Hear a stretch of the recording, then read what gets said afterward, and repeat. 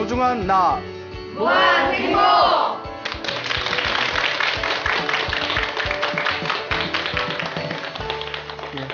만나서 반갑습니다.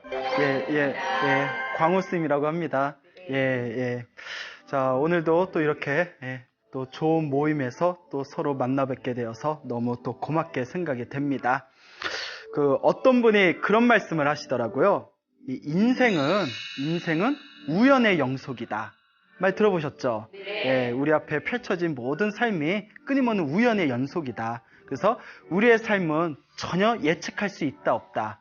예측할 수 없다. 그래서 우리가 인생 계획표를 세워라, 뭐 이런 얘기 많이 들어보셨죠? 네. 근데 어떤 분은 세우지 말라고 어떻게 될지 모르니까 그냥 순간순간 최선을 다해라. 어차피 우리 인생은 전혀 예측할 수 없는 우연의 연속이다 라고 말씀을 하시는 분들이 계십니다. 여러분, 그 노래 중에서 우리의 만남은 우연이 아니야, 뭐야? 라고 하죠? 바램이야 라고 그런 말이 있죠. 그 바램을 우리 불교에서는 원이라고 합니다. 원력이라고 해요. 원의 힘, 바램의 힘. 그리고 이 바램, 이 원력은 우리 마음이 만든다고 합니다. 누가 만든다? 우리 마음이 만들어요. 우리 마음이 만든 그 힘이 바로 인연이 된다고 합니다. 그래서 불교에서는 인생에 우연은 없다. 오직 인연만이 있을 뿐이다 라고 이야기를 합니다. 오직 인연만이 있을 뿐이다. 발음 잘해야 돼요. 오직 인연이 있을 뿐이다 라는 이야기를 하죠. 여러분들 살다 보면 별의별 사람들 많이 만나본 적 있죠? 네. 살다 보면 좋은 인연을 만날 때도 있고 또 안 좋은 인연을 만날 때도 있잖아요. 근데 가만히 곰곰이 우리가 부처님의 가르침을 통해서 우리의 삶을 성찰해 보면 우리 앞에 펼쳐진 우리 삶에서 스쳐 지나가는 모든 사람들이 사실 어쩌다 만나는 우연의 만남이 아니라 모두가 내가 지은, 그리고 네가 지은, 너와 내가 지은 서로의 인연에 의해서 만나게 된 거라고 합니다. 여러분, 지리산 가본 적 있어요? 네. 지리산 가봤어요? 네. 그 지리산에 칠부람이라는 안자 있는데 가본 적 있으세요? 지리산 칠부람? 하동 그쪽에 하동 칠부람이라는 아주 좋은 절이 있어요. 칠부람이라고. 언제 한번 가보세요. 그 칠부람에 전해져 내려오는 불교설화 중에 재밌는 인연에 대한 이야기 하나 제가 해드릴게요. 그 조선시대 때 그 지리산 밑에 큰 고을에 사또가 새로 취임을 했답니다. 사또가. 근데 여러분들도 아시다시피 조선시대는 굉장히 불교의 권위가 땅에 떨어진 시대였거든요. 그래서 제가 정도전을 별로 안 좋아해요. 우리 정도전을 위시한 조선시대 초기에 많은 성리학자들이 불교를 굉장히 처참하게 짓밟았거든요.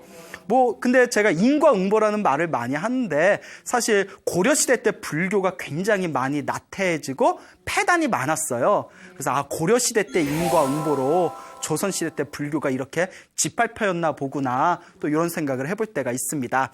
어쨌거나 조선시대 때 불교의 권위가 완전히 땅에 떨어졌을 때 스님들이 거의 천민 같은 대우를 받았습니다. 그러니까 그 절에 만약에 사또가 온다면 그거는 아주 굉장히 큰일이거든요. 사또가 오면 스님들이 다들 나가서 응접해야 되고 배웅해야 되고 시봉해야 되고, 왜냐하면 스님은 이제 천민이나 다름이 없었고 또 이제 사또는 그 고을의 수령 같은 존재가 아닙니까? 그래서 그 지리산 밑에 큰 고을에 사또가 왔는데 부하들을 데리고 그 지리산의 칠부람이라는 암자가 그렇게 기가 막히다는데 우리 한번 가보자 하고 이제 소풍을 갔어요. 롤롤랄라 이제 사또가 소풍을 갔는데 솔직히 칠부람 스님들 입장에서는 왔으면 좋겠어요? 안 왔으면 좋겠어요?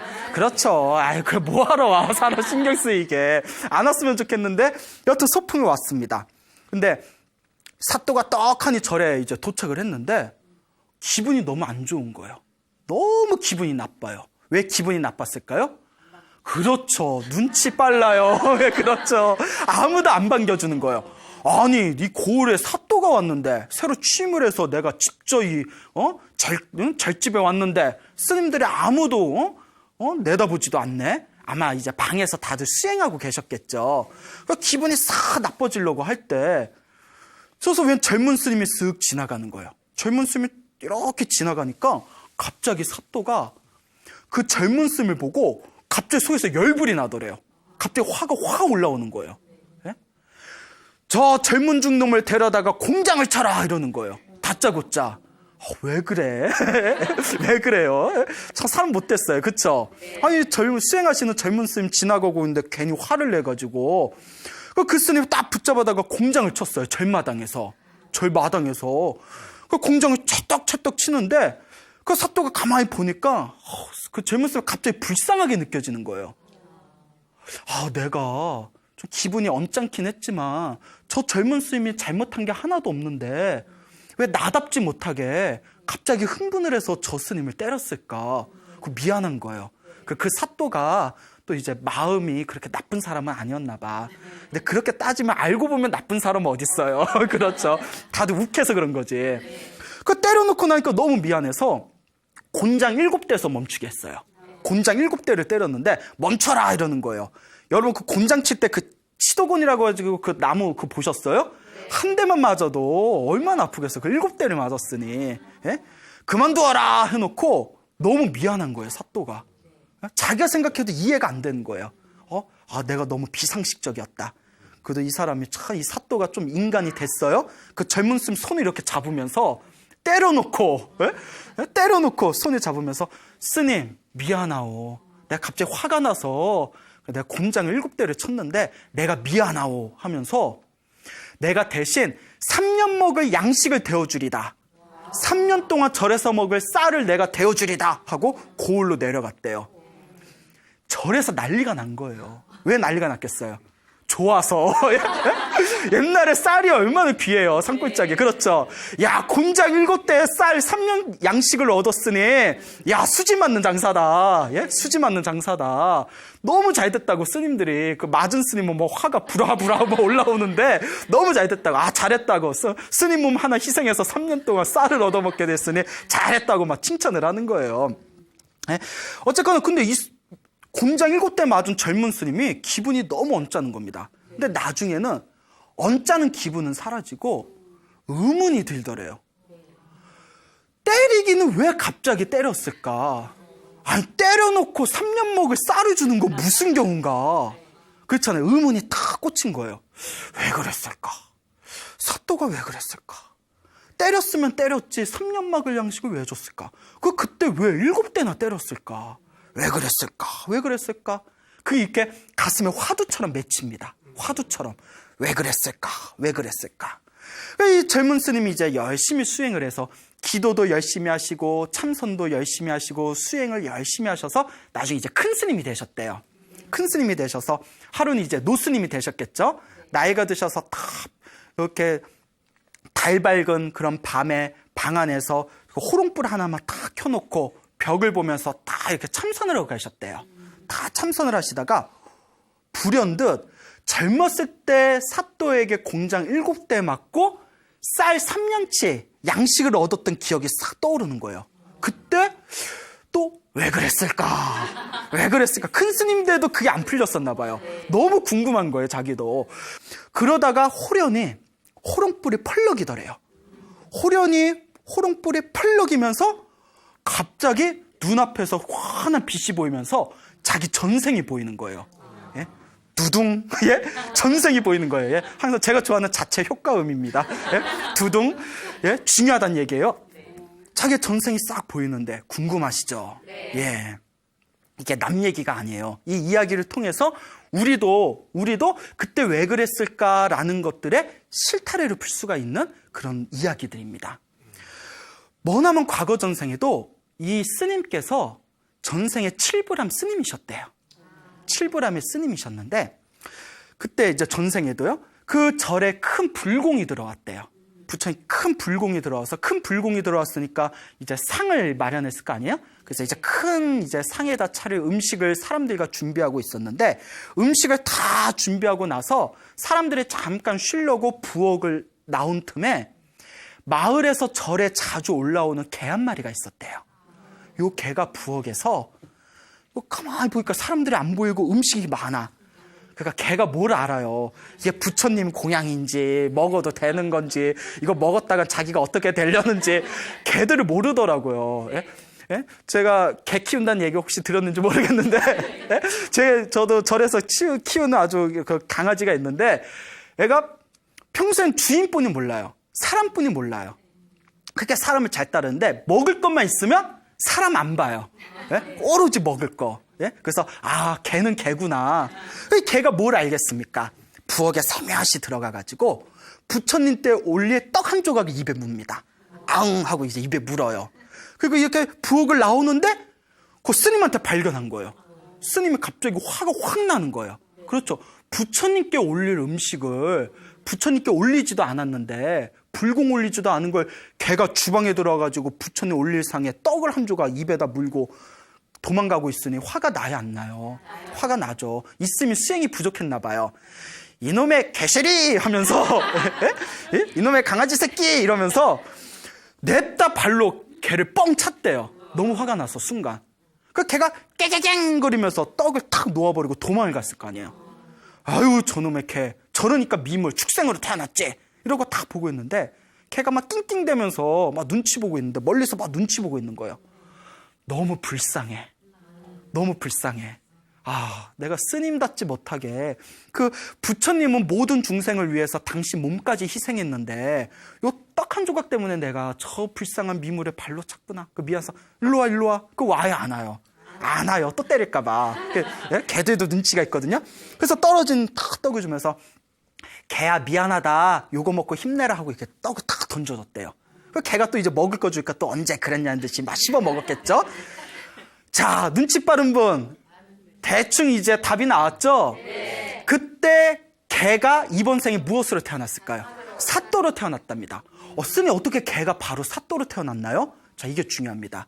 항상 절에 와서 항상 기도하는 스님들의 모습을 보고 그리고 수행 열심히 하시는 스님들을 보면서 스님들을 좋아하는 마음을 자꾸 일으켰기 때문에 수행하는 수행자를 좋아한 그 공덕의 힘으로 사또로 태어나게 됐대요. 대단하죠? 그 좋아하는 것만으로도 예. 그리고 그 개를 발로 뻥 찼던 그 스님은 이번 생에 무엇으로 태어났다? 그렇죠. 곤장 맞았던 그 스님으로 태어난 거예요. 그러니까 이 사또가 그 스님을 보자마자 갑자기 뭐가 올라온 거예요? 화딱지가 올라온 거예요. 자기 배를 뻥 찼던 그 전생이 그 스님이거든요. 근데 전생 기억 안 나요? 안 나요? 안 나요. 그냥 보고 화가 나요. 여러분도 똑같습니다. 누군가 반대 괜히 좋고 막 도와주고 싶고 계속 같이 가까이 하고 싶은 그런 사람들 있죠. 전생에 좋은 인연이었어요. 무슨 얘기인지 알죠? 근데 보면 싫고 짜증나고 그냥 생각하기도 싫은 사람들 있죠. 나쁜 인연이에요. 근데 또 어떤 분이 이런 얘기해요. 스님, 처음에는 너무 좋았는데 나중에는 보기 싫은 건 왜 그런 겁니까? 그만큼 우리의 인연이 얽히설키 침낭불처럼 서로 뭉쳐있다는 거예요. 그러니까 우리가 살다 보면 좋은 일 할 때도 있고 나쁜 일 할 때도 있잖아요. 좋은 일을 한 좋은 인연과 나쁜 일을 한 나쁜 인연이 서로 엉켜 있어서 좋았다가 싫어지고 싫었다가 좋아지는 거예요. 그러니까 이 인과 응보와 이 인연의 세계가 이와 같이 심오합니다.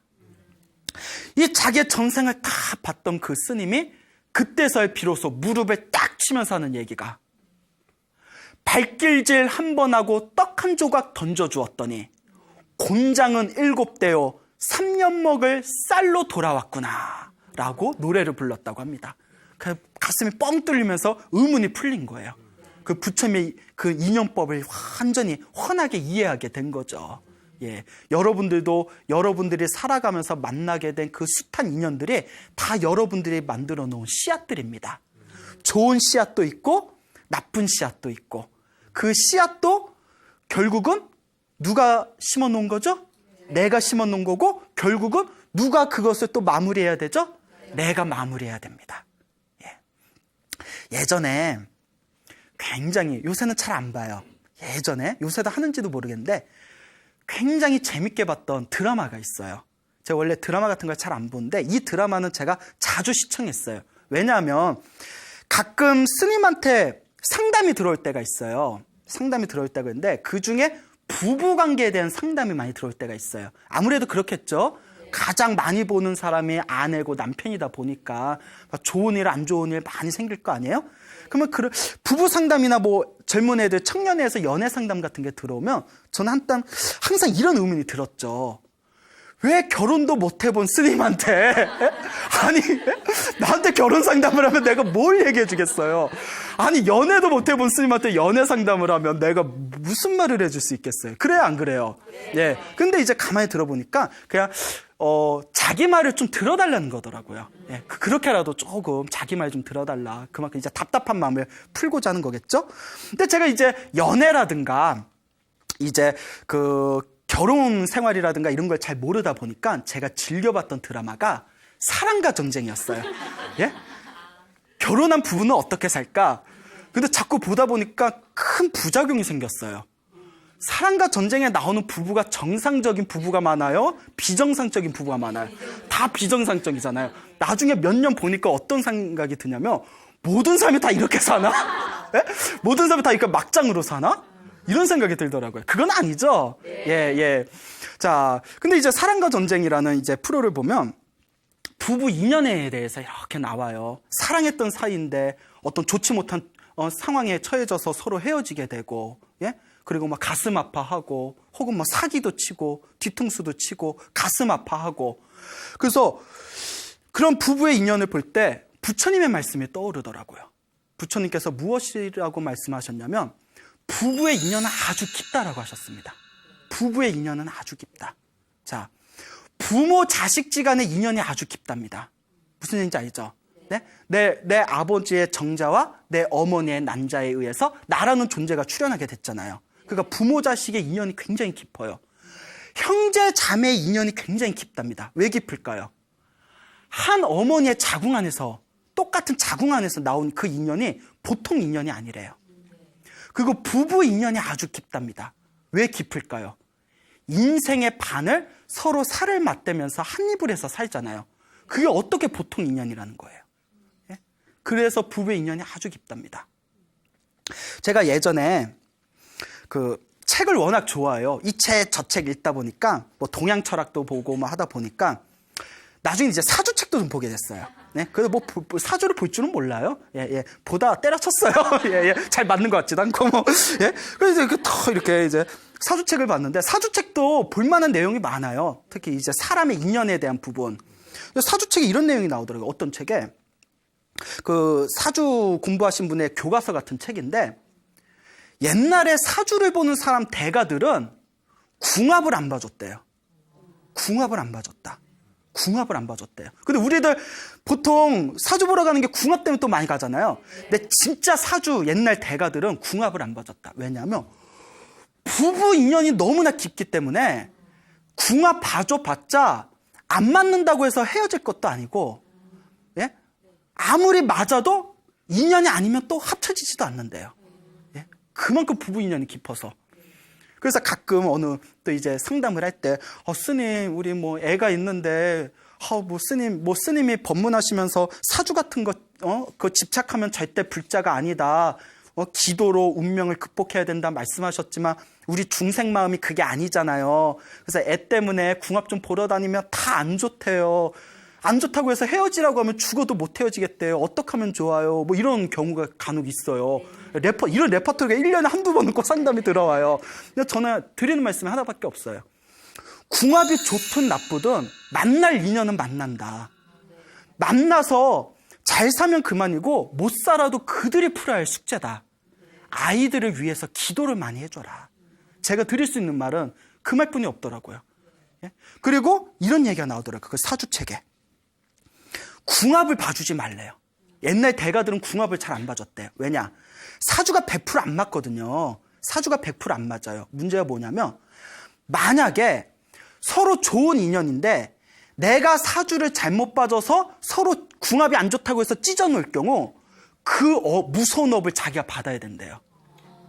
예, 무슨 말인지 알겠죠? 그래서 제가 점보는 점술가, 역술가한테 직접 들은 얘기예요. 역술가한테 직접 들은 얘기인데 스님, 실은 저희들 사이에서도 점을 잘못 봐줘서 구업, 입으로 잘못된 업을 지으면 나중에 그 화를 크게 받는다라는 그런 가르침이 있습니다. 그런 얘기를 하더라고요. 무슨 말인지 알겠죠? 그 사람의 인연은 우리가 함부로 뒤흔들 수 있는 게 아니에요. 그리고 그걸 함부로 우리가 조작하고 움직이려고 하면 그 화가 누구한테 미친다? 우리한테도 미칠 수가 있어요. 알겠죠? 근데 좋은 부부, 좋은 인연을 만난다는 것도 정말 어려운 일입니다. 예, 정말 어려운 일이에요. 그래서 뭐 우리나라의 이혼율이 굉장히 높다고 하잖아요. 이혼율이 굉장히 높다고 하잖아요. 불교에서는 이혼을 반대할까요? 아니면 반대하지 않을까요? 물론 찬성하지는 않지만 반대할까요? 반대 안 할까요? 부처님은 부처님 저희 관계가 별로 안 좋아요. 헤어져. 부처님 쿨하게. 부처님은 이혼하지 말라는 말씀은 안 하셨어요. 몰라요. 그 당시에 뭐 이혼에 대한 개념이 없어서 그런지 몰라도 대신 이런 말씀은 하십니다. 헤어지되 원망하지 말아라. 서로 만나서 잘못된 인연이 펼쳐진 것 자체가 누구의 업이기 때문에 너와 나의 서로 풀어야 할 숙제였기 때문에 안 좋게 헤어져도 뭐 하지는 말아라? 원망하지 말아라. 중요한 말씀 하나 드릴게요. 그 인간 만난 게 누구 업이에요? 결국 내 업이야. 예? 왜 내가 그 인간을 만났을까? 내가 뿌려놓은 씨앗입니다. 옛날 중국에 수행을 굉장히 많이 하신 거사님이 계셨어요. 예? 수행을 많이 하신 거사님이 계셨는데 이 거사님이 어디 지방에 가셨는데 굉장히 금슬이 좋은 부부를 만났답니다. 아주 막 깨가 쏟아지더래요. 근데 희한한 게 남편이 수행을 굉장히 열심히 하는 분이래요. 그 부부의 남편이 불교 수행을 아주 깊이 열심히 하시는 분이었는데 부인이 남편을 어찌나 지극정성으로 섬기는지 남편을 눈에다 넣어도 눈물을 안 흘릴 정도래요. 모르겠어요. 한번 진짜 넣어봤는지 모르겠는데 정말 넣어봤는지 모르겠는데 남편을 눈에 넣어도 눈물을 흘리지 않을 정도로 그렇게 남편을 지극정성으로 시봉하던 아내가 있었대요. 대단하죠? 그러기 쉬워요, 어려워요? 오. 방송 보시는 남편분 서운해하시겠다. 응? 그래서 나중에 이제 둘의 사이가 너무 좋으니까 또 부인이 어쩜 저렇게 남편한테 잘할까 몇 번 질문을 던졌답니다. 그 거사님이 그 남편한테 그 금슬의 비결이 뭡니까? 그게 금실이 좋은데 비결이 뭡니까? 그냥 남편이 웃기만 하고 대답을 안 해주더래요. 아니 어쩐 저렇게 부인이 남편한테 끔찍하게 저렇게 위합니까? 비결이 뭡니까? 예? 모든 남편의 로망입니다. 어쩜 부인이 저렇게 남편한테 잘할 수가 있습니까? 근데 자꾸 웃으면서 대답을 안 하더래요. 왜 대답을 안 하지? 이제 나중에 친해져서 같이 식사를 하시다가 남편이 웃으면서 이렇게 얘기하더래요. 거사님, 그러면 제가 비결을 말씀을 드릴 텐데 믿지 않으실까 봐 걱정됩니다. 아니, 네, 믿는다고. 비결이 뭐냐고. 궁금하시죠? 네. 네, 집에 가서 남편한테 써먹을 거죠? 자, 그런데 결국 인연법이에요. 그분이 하신 말씀이 남편이 불교 수행을 열심히 하는 분이라고 했죠. 자기가 열심히 기도를 하다가 여러분 실제로 기도를 열심히 하시는 분들이 스님을 제외하고서라도 그 재가인들 분들 중에 기도 열심히 하는 분들 중에 전생 보는 분들이 간혹 있어요. 왜냐면 의식이 싹 맑아지면서 전생 보는 분들이 진짜 있습니다. 예, 진짜 있어요. 근데 그 전생이 진짜 전생이냐 아니냐 그건 우리가 뭐 증명할 수는 없겠죠. 근데 그런 걸 보면 아, 내가 전생에 저래저래해서 내가 이번 생에 이렇구나라는 그걸 자기 눈으로 딱 보게 되면 가슴에 쌓였던 한이나 그런 게 싹 풀어지더래요. 아, 내 업을 내가 받았구나라는 걸 머리가 아니라 무엇으로 느끼게 되니까 가슴으로 느끼게 되니까. 그러니까 이 남편이 기도를 열심히 하다가 자기 전생을 보게 됐대요. 전생을 보게 됐는데 전생에 자기가 여자였대요. 여자였는데 불심이 깊은 여자였는데 자기의 지금 아내가 전생에 누구였냐면 자기는 여자였고 자기 아내는 전생에 자기가 모시던 티베트 스님이셨대요. 스님이셨대요. 자기 아내가. 예. 스님 입장에서 기분 나빠요. 예? 근데 티베트 스님이셨는데 자기가 그 스님을 스승으로 모시고 지극정성으로 항상 시봉을 했답니다. 항상 이제 쌀을 올리고 공양을 올리고 약이 필요하면 약 올리고 옷이 필요하면 옷 올리고 오로지 이렇게 훌륭하신 스님을 내가 스승으로 삼아서 내가 수행할 수 있으니 너무 행복하다라는 마음으로 지극정성으로 그 티베트 스님을 모셨다고 합니다. 그런데 그 티베트 스님이 앞에서는 수행 열심히 하는 척하면서 뒤에서 수행을 열심히 안 했대요. 뒤에서 수행을 열심히 안 했대요. 그 어변에 의해서 이번 생에는 자기가 전생에 바라던 바대로 남자 몸을 받았답니다. 예, 남자 몸을 받았고 전생에 복을 많이 지은 그 공덕으로 이번 생에 자기 삶이 아주 편안하대요.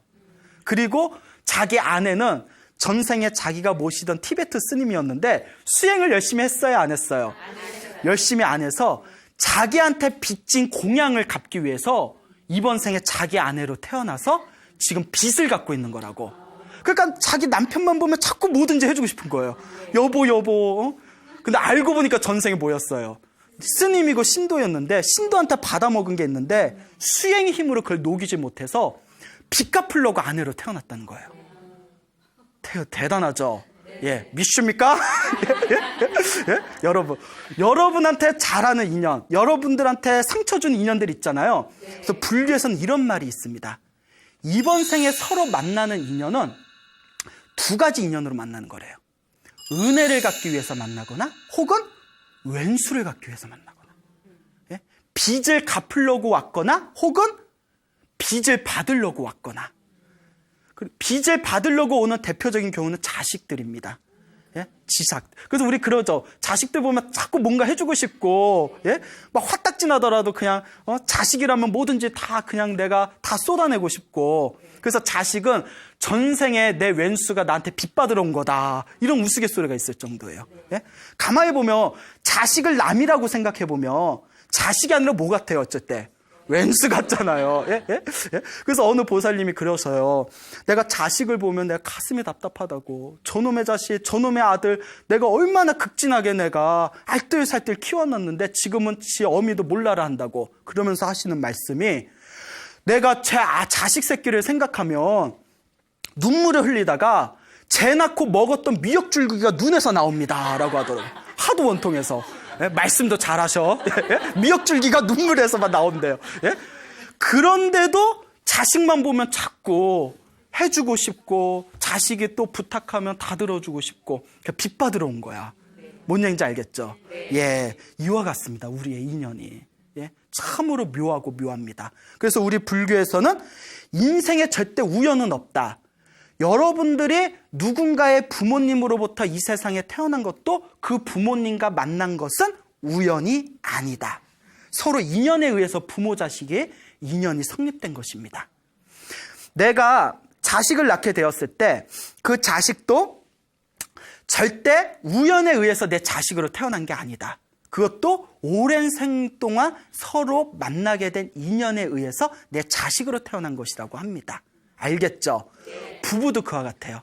죽으나 사나 좋으나 미우나 어쨌거나 이번 생에 내가 부부의 인연을 맺었다는 것은 어쨌거나 전생에서부터 수많은 업의 인연을 통해서 만나게 된 사이라는 것입니다. 그래서 불교에서는 남을 원망하면 된다 안 된다? 안 된다. 그 인간 만난 것도 누구 업이다?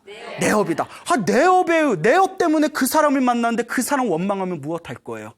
누구를 원망해야 되냐면 선업을 짓지 않고 복을 짓지 않은 자신의 어리석음을 원망하라고 했어요. 내가 정말 복이 많아 봐요. 예? 그러면 어떤 사람을 만날까요? 복 많은 사람 만나요. 내가 선업을 짓지 않고 악업을 많이 지으면 나를 괴롭히는 사람을 만나게 됩니다. 아시겠죠? 예? 그래서 부처님께서도 여러분 부처님은 완전한 깨달음을 얻으시고 복덕과 지혜를 완벽하게 갖추셨잖아요. 그렇죠? 그런 부처님도 살다가 곤란한 일을 당하실 때가 있었어요. 예? 곤란한 이상한 사람을 만나서 괴롭힘을 당하실 때가 있었어요. 그때 부처님의 제자가 부처님께 이와 같이 여쭙니다. 부처님은 모든 업이 소멸되시고 지혜와 복덕을 다 갖추셨는데 왜 이런 곤란한 일을 겪으셔야 됩니까? 그럴 때마다 항상 부처님이 하신 말씀이 있으세요. 머나먼 과거 전생에 내가 저 사람한테 이런 업을 지었기 때문에 그 업이 남아서 내가 부처가 된 뒤에도 그 업을 내가 지금 받고 있는 것이다. 이것을 옛날 큰 스님들은 다음과 같이 해석합니다. 부처님께서 더 이상 받을 업이 없으시다. 더 이상 받을 업이 없으신데 그렇게 말씀하신 거는 부처인 나도 내가 지은 업은 내가 받아야 되는데 하물며 그대들 같은 중생들은 말할 필요가 무엇이 있겠는가. 그러니 좋은 업을 많이 지어라라는 부처님의 고준한 법문이시다라는 말씀을 합니다. 알겠죠? 네. 부처님 당시에 있었던 일이에요. 어떤 사람이 이렇게 길을 가고 있었어요. 나그네가 길을 가고 있었는데 부처님 당시에 소가 풀을 뜯어먹고 있다가 지나가는 나그네를 보고 냈다 뛰어가서 그 나그네를 들이박았대요. 뻥 하고 들이박았대요. 목미? 아니, 왜 지나간 사람을 왜 들이받아? 죽었을까요? 살았을까요? 죽었어요. 예, 죽었대요. 소에 받쳐서 죽었어요. 그러니까 주인이 너무 찝찝한 거예요. 사람을 죽인 소니까 주인이 너무 찝찝해서 이걸 시장에 가서 팔았답니다. 그래서 새 주인이 돈을 계산하고 그 소를 데리고 오다가 목이 말라서 소를 뒤에다 놓고 개울가에서 물을 마시고 있었대요. 새 주인이. 물을 마시는데 또 가만히 있던 소가 물 마시고 있는 새 주인을 뒤에서 들이박았대요. 죽었을까요? 살았을까요? 죽었어요. 예. 죽이는 거 좋아하시나 봐요. 예. 2명이 죽었습니다. 그렇죠. 그 새 주인의 아들이 아버지가 그 소한테 들이받쳐서 죽었다는 걸 알고 너무 화가 난 거예요. 그래서 그 소를 죽여버립니다. 그 소를 죽이고 죽인 소 아깝잖아요. 시장에 가서 고기를 내다 팔았대요. 잘라가지고 내다 팔았는데 그때 어떤 사람이 그 시장에서 신선한 소고기를 판다는 얘기를 듣고 그 시장을 갔는데 소고기가 다 팔린 거예요. 그래서 그 소고기를 파는 사람한테 고기 남은 게 없습니까? 아이고, 저거 소 머리 하나만 남았습니다. 머리 하나 남았고 나머지 다 팔렸습니다. 아유, 아쉬운 대로 머리라도 주십시오 하고 소머리를 사갔대요. 그래서 소머리에다가 다 줄을 매가지고 어깨에다 둘러매고 이제 롤롤랄라 가고 있는 거예요. 근데 이제 인도가 이제 낮에 덥잖아요. 이러다가 내가 더위 먹겠다. 좀 쉬었다 가자 싶어서 나무 밑에서 이제 그늘 밑에서 조금 쉬었다 가려고 그 소머리를 이렇게 나뭇가지에다 매달아 놨답니다. 끈을 이렇게 매달아 놓고 밑에 그늘에서 편안히 누워서 낮잠을 자고 있었대요. 그래서 편안히 낮잠을 자는데 자, 여기서 그냥 그렇게 낮잠 자다 끝났습니다 하면 안 되겠죠? 소머리에 끈이 뚝 떨어져서 밑에서 자고 있는 사람 머리가 부셔졌대요. 살았을까요? 죽었을까요? 그렇죠. 죽었죠. 소 한 마리가 몇 명을 죽였어요? 3명을 죽였어요. 살다 보니 별일이 다 있네. 근데 여러분, 우리가 가끔 뭐 세상에 이럴 수가 비슷한 프로나 뭐 다큐멘터리 보면 이런 정말 소설 같은 이야기 엄청 많아요. 어머, 진짜? 막 이런 얘기. 예? 어쨌거나 그 머리가 뚝 떨어져서 3사람이 죽어버렸어요. 난리가 난 거예요, 그 마을에. 예? 소문이 쫙 퍼져서, 야, 소 한 마리가 사람 3을 죽었다. 하루 동안에 3사람이 죽었는데 어떻게 이런 일이 있을 수가 있느냐. 야, 우연도 이런 우연이 있느냐. 정말 재수 없으려니까 별일이 다 있다. 우리 흔히 안 좋은 일이 생기면, 아유, 재수가 없어서 이런 말을 하잖아요. 네. 자, 재수도 우연은 없습니다. 다 인연법이에요. 그때 왕이 부처님을 찾아갑니다.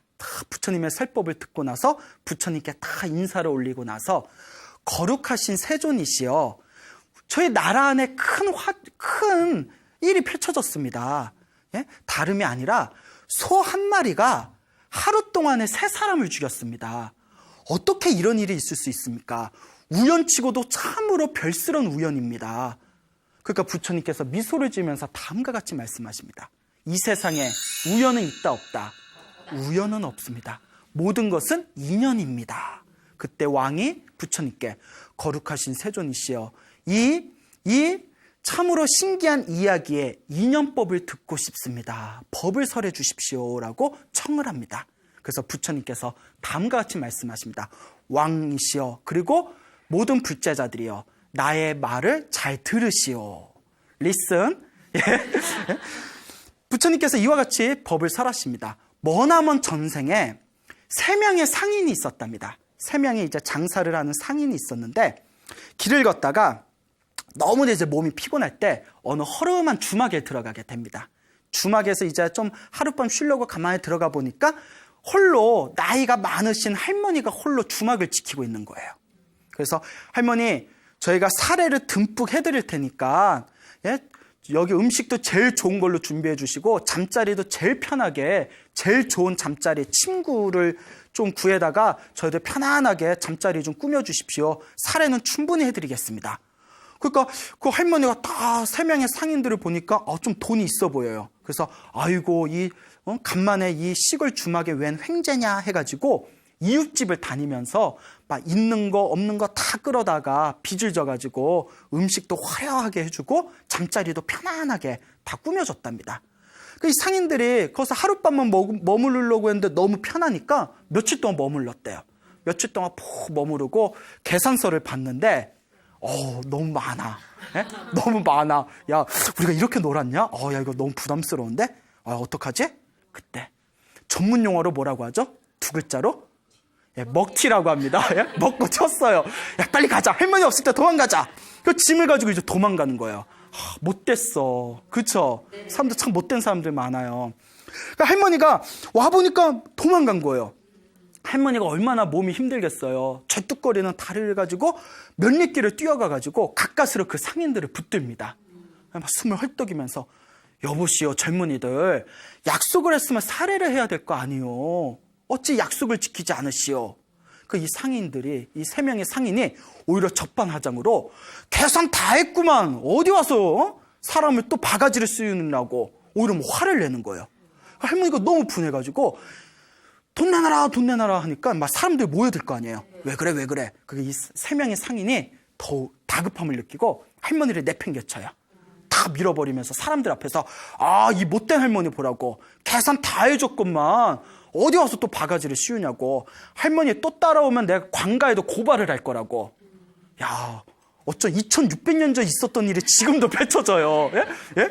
못된 짓 한 놈들이 더 목소리 크잖아요. 예. 그 할머니가 너무 원통한 거예요. 너무 원통해서 눈물이 펑펑 흘리면서 그 갈 길을 떠나는 그 3명의 상인의 뒤에서 다음과 같이 소리를 지릅니다. 내가 지금 힘이 없어서 너희들을 어찌할 수 없지만 이번 생이 아니면 다음 생, 다다음 생이라도 반드시 축생이 되어서라도 너희들을 반드시 죽이고야 말겠다 라고 악담을 합니다.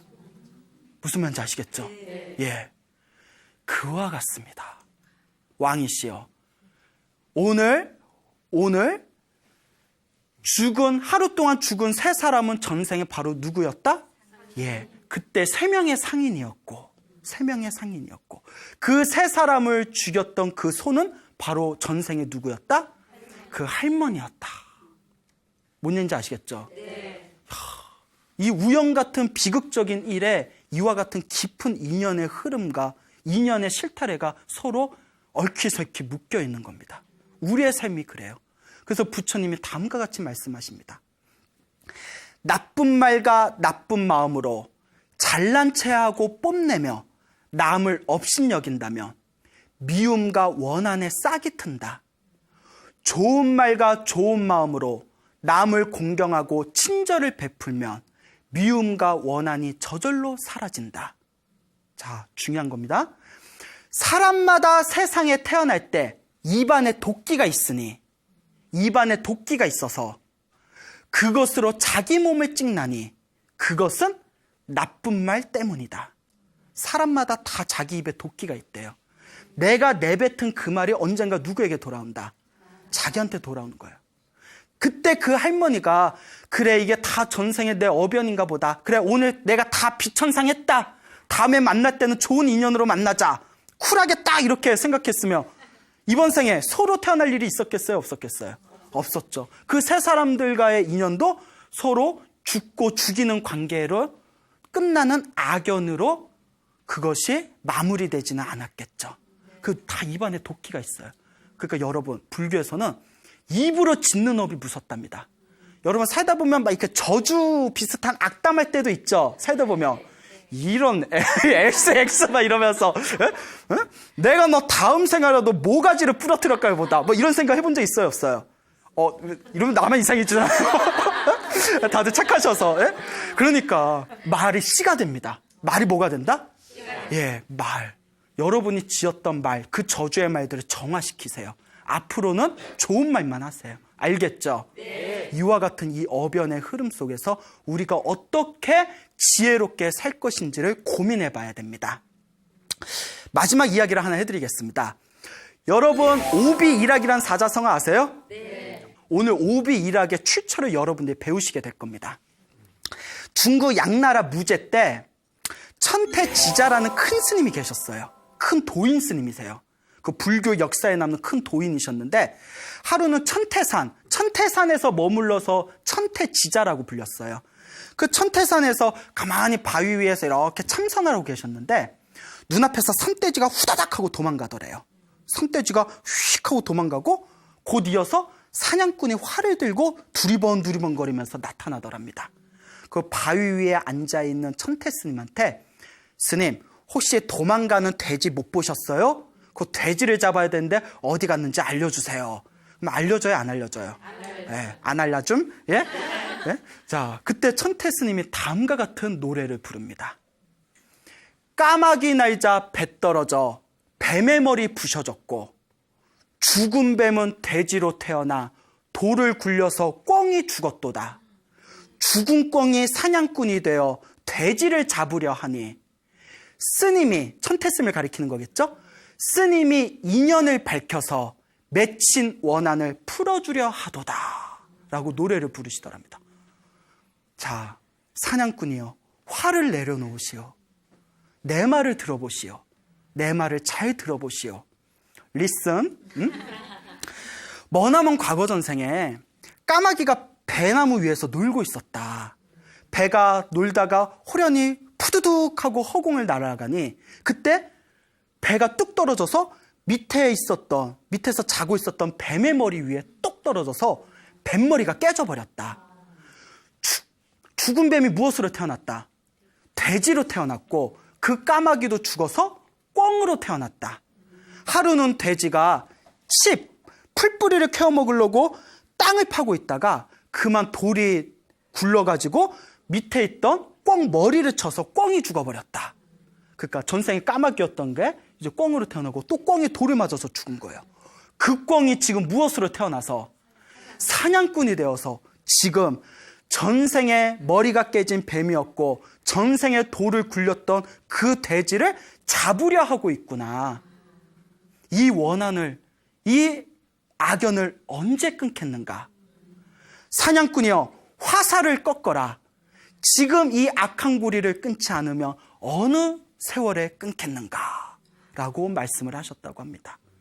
그러니까 사냥꾼이 그 자리에서 화살을 딱 꺾으면서 눈물을 흘리면서 거룩하신 스님이시여, 이 죽이고 죽는 이 사바세계에서 벗어나서 영원한 행복을 얻고자 합니다. 저를 제자로 받아주십시오. 해서 제자가 머리를 깎고 나중에 큰 스님이 되셨다고 합니다. 그 사냥꾼도. 이와 같습니다. 예? 불교의 인연법이 이와 같아요.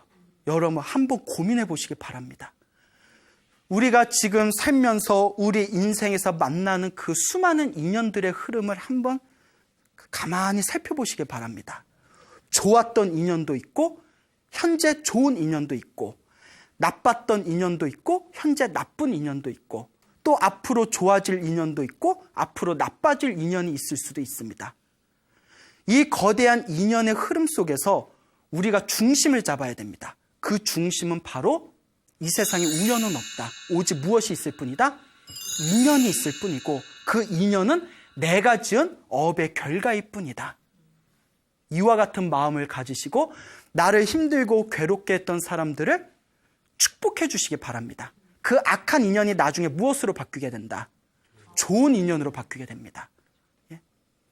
나를 힘들고 괴롭게 했던 사람들을 향해서 진정한 마음을 가지고 기도해 줄 수 있으면 이번 생이 아니면 다음 생, 다다음 생에라도 반드시 나를 도와주는 좋은 인연으로 만나게 될 것이다. 하지만 스님, 제 복장이 터져서 죽는 한 있어도 난 그 사람 용서 못합니다. 자, 여러분, 다음 생에 또 만나야 돼. 생각해보세요. 그 인간을 다음 생에 또 만나야 돼. 좋아요? 벌써 막 표정이 일그러지시는 분들이, 여러분, 여러분들을 힘들게 했던 그 사람들을 다음 생에 안 만나거나 좋은 인연으로 만나고 싶다면 용서하십시오. 내 전생의 업에 의해서 서로 만나게 된 인연, 다음 생에는 좋은 인연으로 만납시다. 다 내려놓으시길 바랍니다. 알겠죠? 네. 여러분, 행복해지고 싶습니까? 네. 행복한 삶을 창조하고 싶습니까? 네. 선업을 지으십시오. 복을 지으십시오. 공덕을 쌓으십시오. 복과 선업과 공덕의 힘이 여러분들을 진정한 행복의 길로 이끌어 줄 것입니다. 여기서 마치겠습니다. 예. 소중한 나 무한 행복!